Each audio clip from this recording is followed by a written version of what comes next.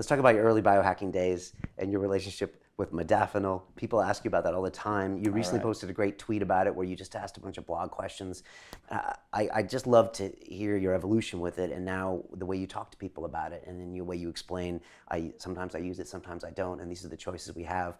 Can you talk to us a little bit about what it is, your relationship with this? I know on your LinkedIn profile you used to stick Provigil on there, and it was almost an inside joke to the people who knew about it. Well, in Silicon Valley, people have known about this for a while. Modafinil is the smart drug. The one, if you've seen Limitless, the movie with Bradley Cooper, it was sort of patterned roughly off Modafinil, and clearly that was a much bigger drug. But this is something where you take it and you're like, well, I feel more like myself than I have in a long time, and my ability to focus, you feel limitless. And when I started taking this stuff, I was working at a startup that sold for about $600 million in value.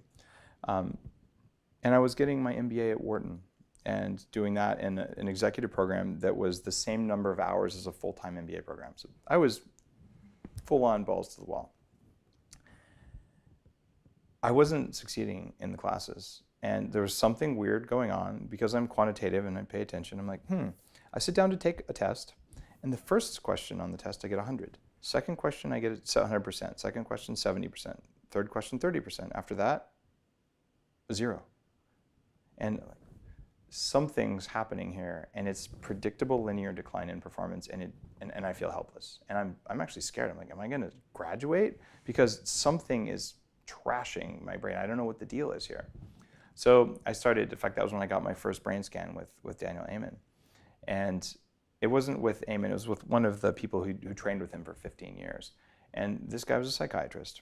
And he took one look at me, oh, getting your MBA, working full time, yeah, I know your type. You want Adderall. Like there are people who want Adderall for performance enhancement. Adderall's prescription methamphetamine. Yeah. So it kind of dismissively looks at me, and he said, well, we'll order the brain scan for you, but I think that's probably not right for you. So I come back and he looks at the report, and there's 2 pages of bad results and all these red splotches on my brain, and he goes, direct quote, "Inside your brain is total chaos. I don't know how you're standing here in front of me. You have the best camouflage of anyone I've ever seen." Okay. So my brain was not functioning very well. I was succeeding enough to graduate at Wharton, and I was at a startup that we sold for a lot of money. Okay. It's not like I wasn't performing. I was struggling greatly.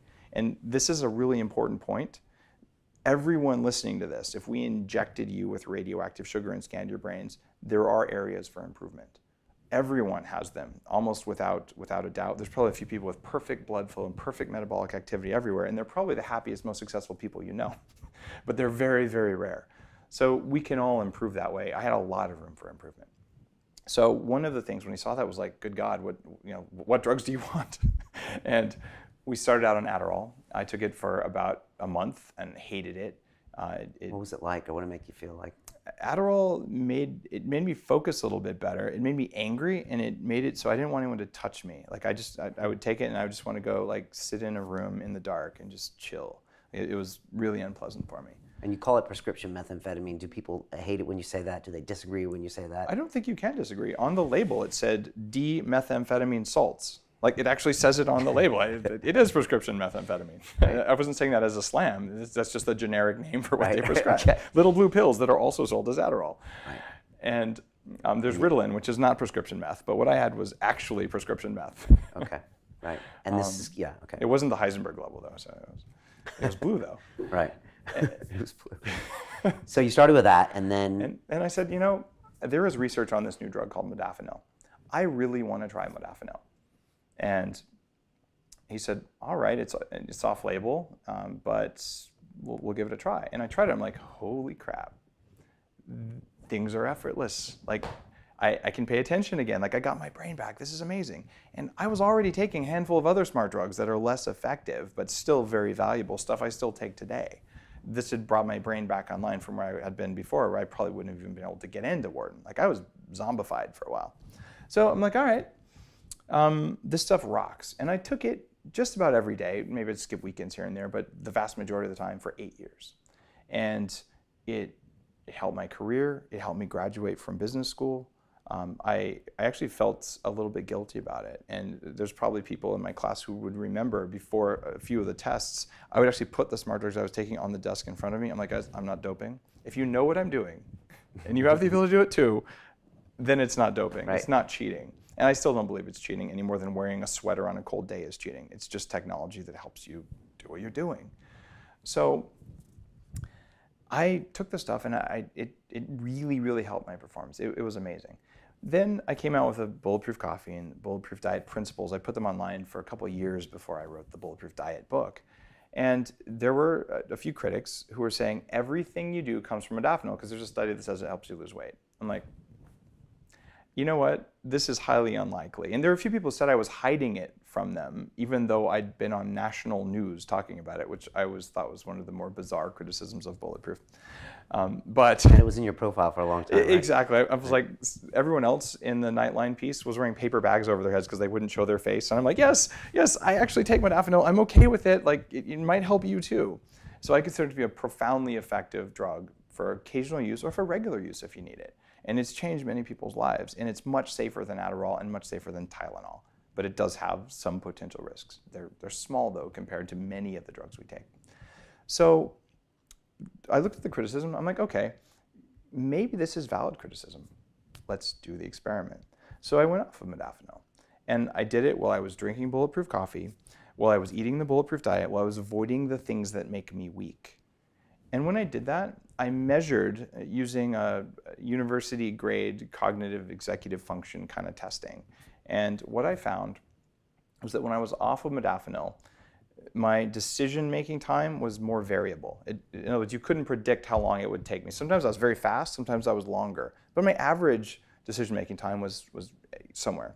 When I was on modafinil, my average decision-making window was smaller, it was more predictable, but my average speed was the same. Other than that, I felt good all the time, which I didn't have that before when I started taking modafinil. I had the energy to make it through the day, to feel good, to play with my kids at the end of the day. This energy was not something that I naturally had before. I'm like, all right, modafinil isn't doing very much for me. Is there a modafinil in my bag right now? Yeah, there is. I just flew to London or to Scotland and then London. It's been a relatively intense trip. I actually just used Bulletproof Coffee and the normal stack of relatively lightweight smart drugs that I do every day. And the things I know about hacking light and temperature and all for jet lag. And you know what? I didn't need the modafinil. Right. But it was there if I wanted it, or if I was going to crash, I was like, man, I'm just too tired. Like my brain isn't focusing. I really want to be present for the audience for this interview. I would have happily taken the modafinil, but I didn't need to. So that's where I am in my relationship with it today. I'm grateful that the people said, hey, everything you do, you scammer, it's because of modafinil. It caused me to experiment with something that I knew very well worked great. But when your brain is dialed in, when your nutrition is where it should be, when you're doing other things right, and probably some of the meditation and neurofeedback and things I've done, like I'm better performing now than I was. And so I use modafinil less. Talk to me about how people can get really sensitive about what they call a drug and not a drug. Like you said, this is technology.